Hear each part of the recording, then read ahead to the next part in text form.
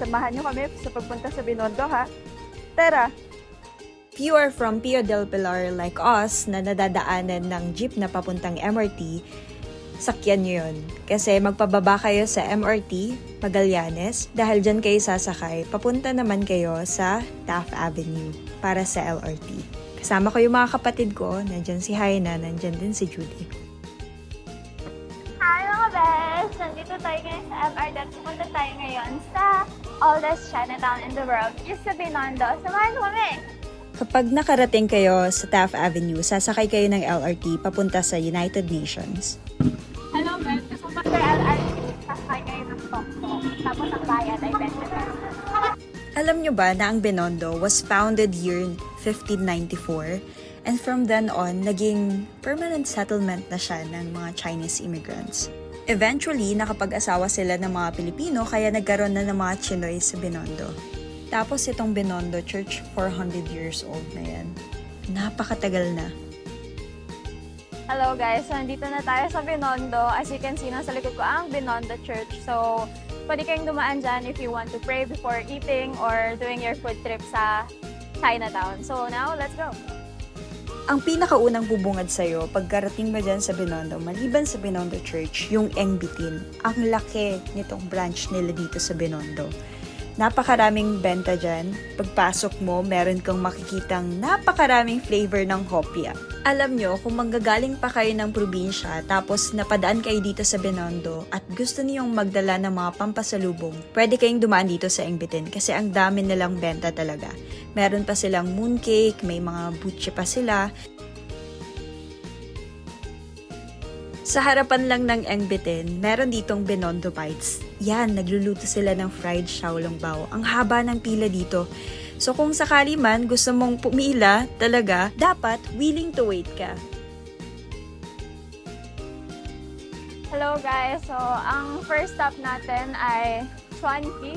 This is the oldest fast food in Binondo or in Chinatown. So, pipila na tayo dahil maramihan yung customer nila dito. Dito naman sa Chuanqi, mahaba yung pila, oo, pero once naman na nakapasok ka, mabilis lang din naman yung serving time nila. Ito, tip number 1 ko. Kung sakasakali man, marami naman kayo, tapos gusto nyong matry yung fried xiaolongbao, papilahin nyo na yung isa doon sa fried xiaolongbao para habang naghihintay dito, kasabay, pumipila na din yung nandun. Tapos, ang in-order namin dito itong xiaolongbao, of course, the custard buchi, and then their oyster cake. Hi, ito try natin ngayon yung xiaolongbao dito sa Chuanqi. Man natin.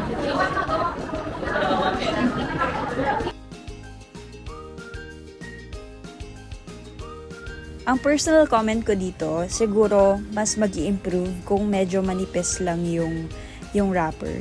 Kasi parang masyado na siyang makapal for steamed xiaolongbao. Overall, masarap naman kasi talagang nandun yung umami flavor na gustong-gusto ko. At the same time, lasang-lasa mo yung meat na nandun sa xiaolongbao. Next stop naman natin after kumain sa Chuanqi, busog na busog kami so we need something refreshing. So bibili kami ng sugarcane na inumin. Let's go! Mga besh, itong sugarcane juice dito, hindi yan masyado malayo sa Chuanqi, maglalakad lang kayo ng konti, tapos makikita nyo naman yan agad. Katabi to ng Veggie Select na restaurant. At the same time, meron din siya nagbebenta ng tanghulo, tas nitong ice cream. Pwede kayong bumili niyan. Hello! Bumili kami ng hula after the sugarcane kasi mamamara po kami. So yun, kakainin natin.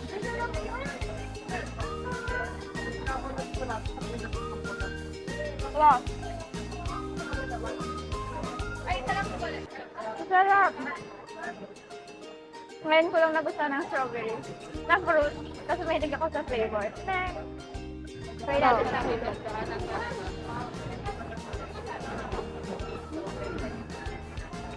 Right? Randomly, I was asked by Judy na gawin to sa bahay, pero sabi ko sa kanya, nako, napaka-time consuming nito kasi you have to make sure na yung sugar nasa right temperature para talagang malutong. The last place for our food trip ay itong Oishikon na talagang binabalikan namin. Hello, so nandito na tayo ngayon sa bilihan ng Milky Dito. So kapag dumating kayo dito, kailangan mo na magbayad doon sa cashier tapos pipila kayo para kunin yung in-order. And masarap yung Milky Dito, so we really recommend na matikman mo.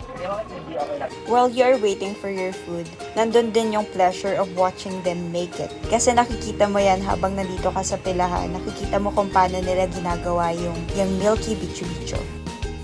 Hello guys! So yun, tapos na tayong pumila and dito na siya. Masarap to, I know, kasi kinain na namin to last time. Pero again, kain tayo ulit.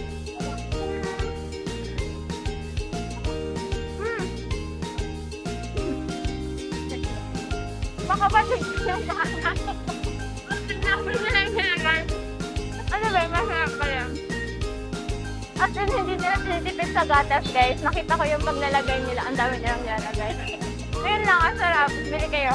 Kung susumahin yung food trip experience namin dito sa Binondo, dito mismo sa street na to, napakasaya, ang dami namin nakain, ang dami namin na-try. Salamat sa pagsama, yun lang!